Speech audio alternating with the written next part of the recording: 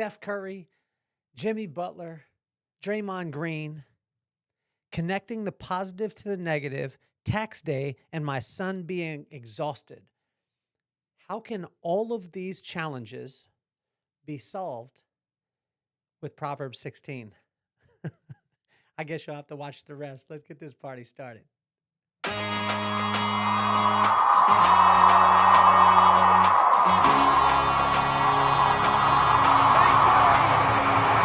Nothing more on my mind. I got two shines, so every day I climb. Work in the morning, work in the evening. We's achieving, cause we believing. It's for certain, we put the work in. We ain't stopped just because it's hurting. Right before your eyes, so it's coming to no surprise. The takeover is televised. Over and over and over again. Make no mistake, we continue to win. Defeat never known, cause I will not lose. They wanna mimic my moves, but can't walk in my shoes.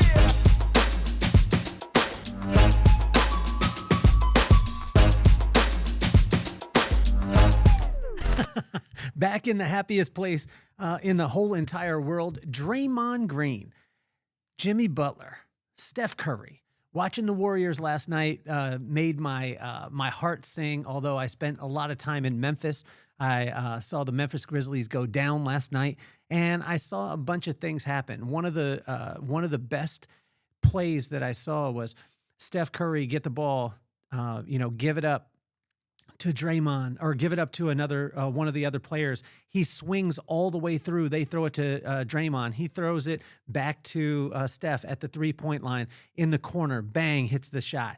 And it's the unselfish play of the Warriors that has made me fall in love with them, because when you see a Draymond, it might not show up on the stats, on the stat sheet. He's not dropping 30 points, 40 rebounds, anything like that. But without Draymond on the floor, Steph isn't able to do what Steph does, and he allows him. They complement each other. And then to see Jimmy Butler, he went off. I tell you, I was probably one of the ones that was telling people right off the bat that I didn't want Jimmy Butler to come to the Warriors, being a huge Warriors fan. But I tell you, I eat my words, because watching that guy, he just brings a different type of energy. And so how can that relate to connecting the positive to the negative, tax day, my son being exhausted? How can all those things go together and be solved by Proverbs 16? Well, I think that it's one of those things where, I always challenge God, and I challenged him because yesterday I had an experience with my daughter, and her car battery died because she left the lights on. And so in leaving the lights on, she, battery dead. She calls me, I go, and I'm like, I got this. I'm dad, whatever it is. I pull up in my truck and I go to do it, and something's off. Well, on the battery, there was a little green guy, and then there was a red guy. And I was like, oh, well, green, for some reason, I was just moving so fast and I wasn't just present. And so I connected the red to the green, and I connected the positive or the negative to the positive, and the positive to the negative, and things weren't working. And then I did it to the jumper cables, and I think that I might have blown a fuse in her stereo. And it just helped me to realize that when you connect something positive to something negative, it isn't going to work out very well. And people always talk about opposites attracting, but I would just be very conscious of this if you're going to jump a car. And then tax day was yesterday too, which causes a little bit of stress in everybody's life, and we're thinking about that. And so I was challenging God. And then this morning I was on my way, and my son was a little bit exhausted. He had spring break had come, and he was, he stayed up a little bit late last night, and he got up and he was like having a little bit of a tough day. And I was challenging God this morning. So reading the corresponding proverb for the corresponding day. And if you want to follow along with this, the workbook is actually out. It's on Amazon. Click the link in the bio. It just came out yesterday. Really excited about that. And I've been working on it for like a year, been studying it for 30 years. So it's been great. But I was challenging God and saying, like, okay, so this connection point of watching the Warriors last night and watching them work together, be unselfish, connecting the negative to the positive, tax day, and my son being exhausted. How could all those challenges, how could all those challenges be solved by Proverbs 16? And I asked God, like, you're going to have to come through on this one. And it was great because he delivered as he always does. And let's hop right into it. Let's go in verse 1 and 9. He talked about in Proverbs 16, it's oil and water doesn't mix, and God's ways are way above our ways. And so when I was looking at this is, like my son being exhausted going to school today, I was letting him know that even though you're exhausted, you don't need to gain energy. It's just fall in love with the energy that you have. Maybe you're exhausted, but that can inspire so many people if you'll just have a smile on your face and laugh about, you going through that. It doesn't mean you need to bring your energy up. And this is where I think I've gone wrong at times, where I've seen somebody where their energy is down or they're having a tough day. And I'm like, oh no, you just need to look at it a different way and you need to jump to this other level. Sometimes it's just about falling in love with not being in that great of a mood. Right. And allowing them to be in that place. And so this is what a thing with my pops is like God's ways and man's ways, they'll never mix. And you can take oil and water, shake it up, and it'll look like it mixes, but then it'll settle and it'll separate. And when we choose God's ways, they're always better than our ways. And in verse 2 and 31 and 32 is just this. When I was going to connect the positive and the negative, when I was going to jump the car, which I felt like such an idiot too.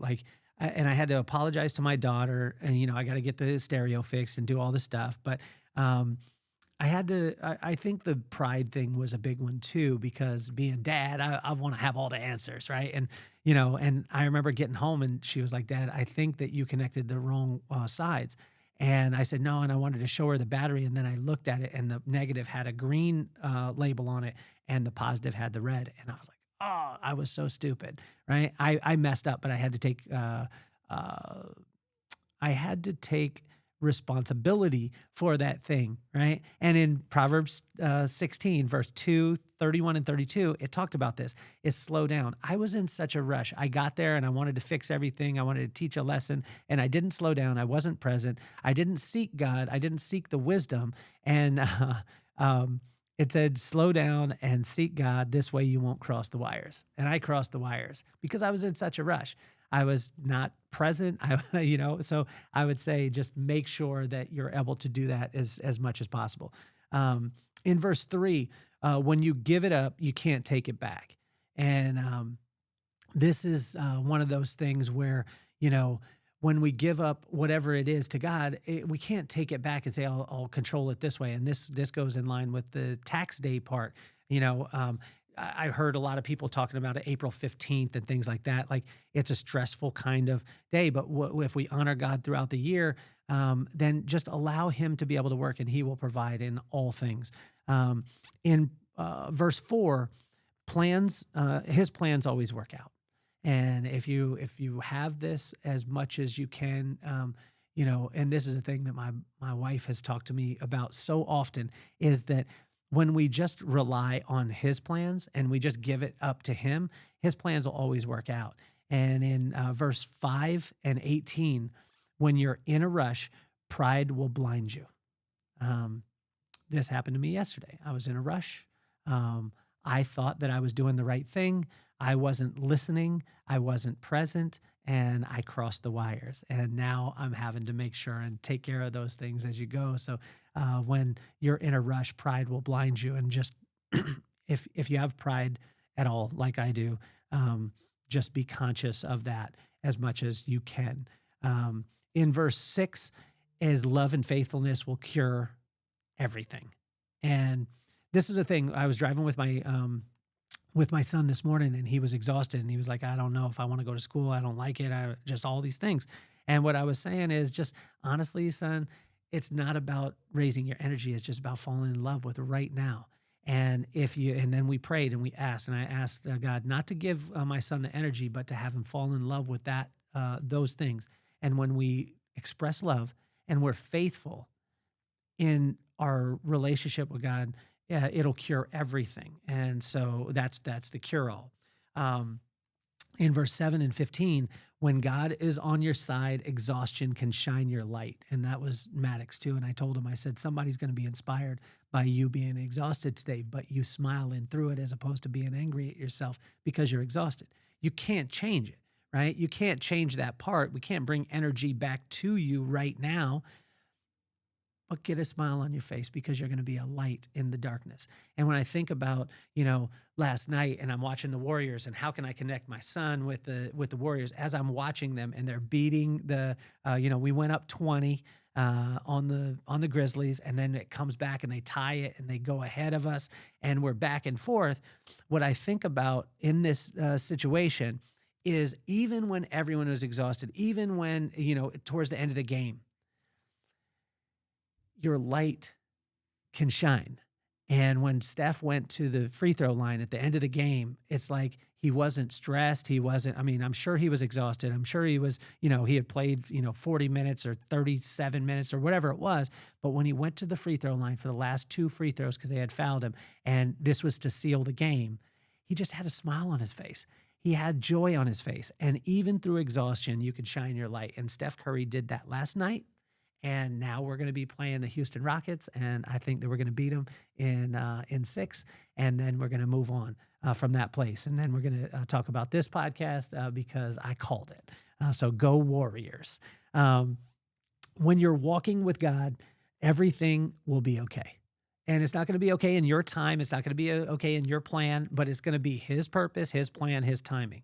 And God almost has, I think He has a sense of humor where we make a plan. Like my plan last night with the Warriors when I was watching Steph and Butler, and I'm watching Pajemski and Draymond Green, and we go up by 20. I'm like, look, we're going to run this into the stratosphere. We're going to coast for quarters 3 and 4, but that wasn't God's plan. And they brought it back.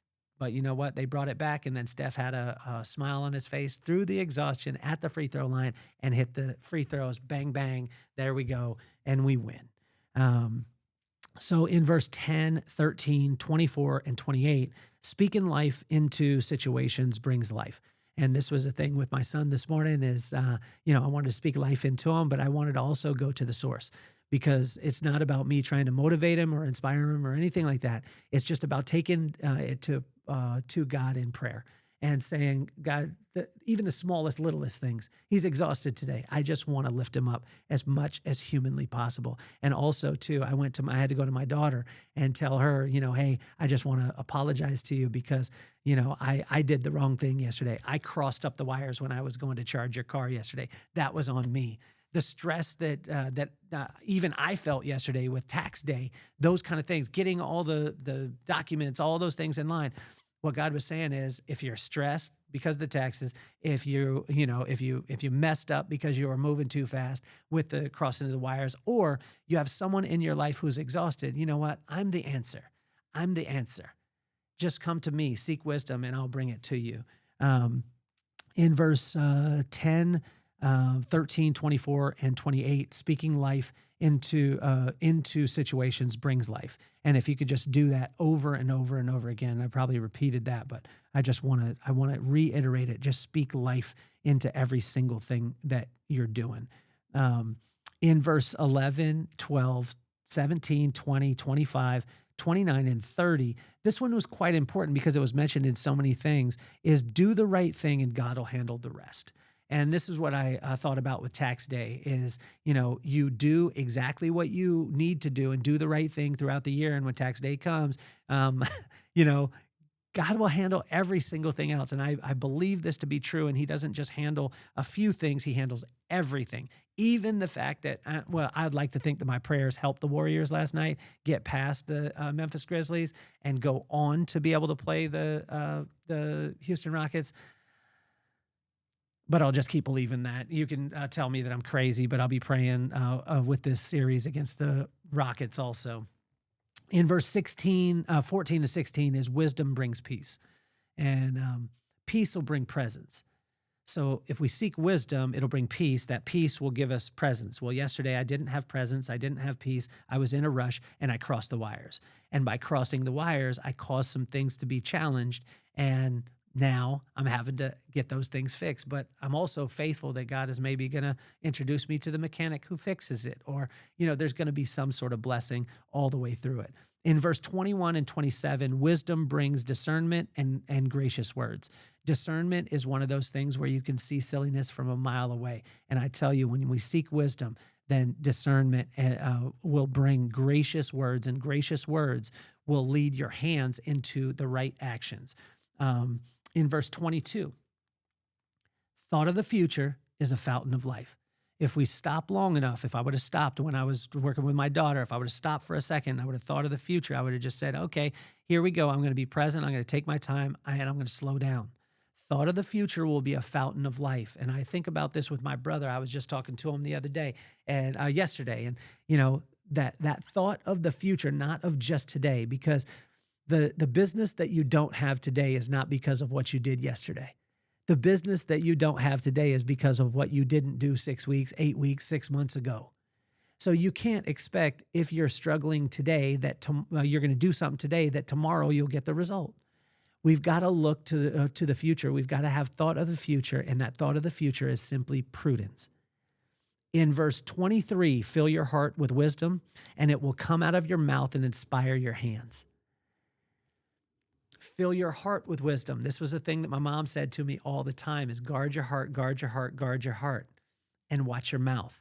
Because whatever comes out of your mouth is an overflow of your heart. And if you fill your heart with wisdom, wisdom will come out your mouth, and it'll cause your hands to do things that are right for the right situation because you have thought of the future. Bang, bang, biggety, bang. In verse 26, your appetite for wisdom will drive you in the right direction. If you have an appetite for wisdom, think about it. Wisdom is the right use of knowledge, and wisdom, at the beginning of all wisdom, comes from the fear of God. And the fear of God is just the respect of God. So if we respect God, we'll get wisdom. That wisdom will allow, which is the right use of knowledge, will allow knowledge to come in. It'll bring understanding. It'll bring insight. It'll bring discernment. It will bring discretion. It'll bring discipline. It'll bring strength, and it'll lead us right back to the fear of God. As we finish up today, is in verse 33, it just said, God will work it out. If we do the right things for the right reasons, when I think about Steph and Draymond Green and Jimmy Butler and Pajemski, they did the right thing. They're moving the ball. They're a team. When Draymond Green doesn't have to score every point, he doesn't have to get every single rebound, but he does the right thing because he sets his guy up for, because he's playing with arguably one of the greatest players, I think one of the greatest players of all time, the greatest shooter of all time, but he's setting him up. He's doing the right things for the right reasons, and then God will work it out. And I believe that God worked it out last night because we're moving on in the playoffs. But you think about it, God will work it out. He'll work it out on tax day. He'll work it out when you cross up the positive and negative and you're too much in a rush and you make a mistake. God will work it out when you're exhausted and he wants to bring peace into your life. He'll bring those things, but God will always, always work it out if we just lean on him. Tax day can be stressful. Crossing the positive and negative can be a catastrophe, and exhaustion can ruin your day. Although when you lean on God's strength, and not your own, he will deliver. His love and faithfulness will bring peace that passes all understanding. He wants you to know that he loves you, no matter where you're at right now, no matter what you've done, even if you screwed up with trying to jump your daughter's car, if your son is exhausted, if it's tax day and you're scared, or if you're just praying to sweet baby Jesus that the Warriors will beat the Grizzlies like they did last night, God will work it out. I promise you. And he loves you exactly where you're at. If you haven't picked up the book yet, it's on Amazon. It came out yesterday. I'm so excited about it. And we've been working on it for like a year and a half. And I've been studying Proverbs for 30 years. So this is a culmination of that. It's called Inchstones. It is the vibe within, and it is a workbook that will unleash the wisdom of Proverbs, and you're able to walk through the corresponding proverb, corresponding day, and it has 3 months of journal inside of it, so you can actually see how your progression throughout. So you'll use 4 books throughout the year, but it'll ask you what hit your heart, what verse hit your heart, what to make you think of, and what action can you add to it today. And I believe every single husband that reads that gets this workbook and works through it, they'll have a better marriage. Wife, you'll have a better marriage. If you're a boss, you'll have a better team. If your boss reads it, you'll have a better culture. I'm telling you, it's amazing what Proverbs can do. And I want to challenge you on that. Now it's available to you. I've been talking about it for 1.5 years, and now it's here. So I hope you have a absolutely phenomenal day. We had a great time at the Vibe Experience, and I want to thank everyone who came out and all of our speakers who were there, and just the feeling in the room. My name is Kelly Cardenas, and I'm so thankful for every single one of you. If you're listening or watching right now, share it with somebody. I love you. I love you. I love you. Have a wonderful day. My name is Kelly Cardenas, and I am officially off the hot seat. Peace, love, and soul.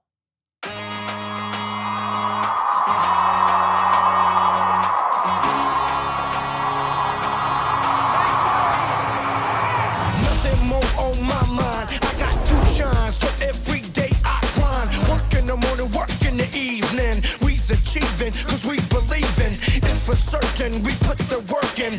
We ain't stopped just because it's hurting. Right before your eyes, so it's coming to no surprise. The takeover is televised.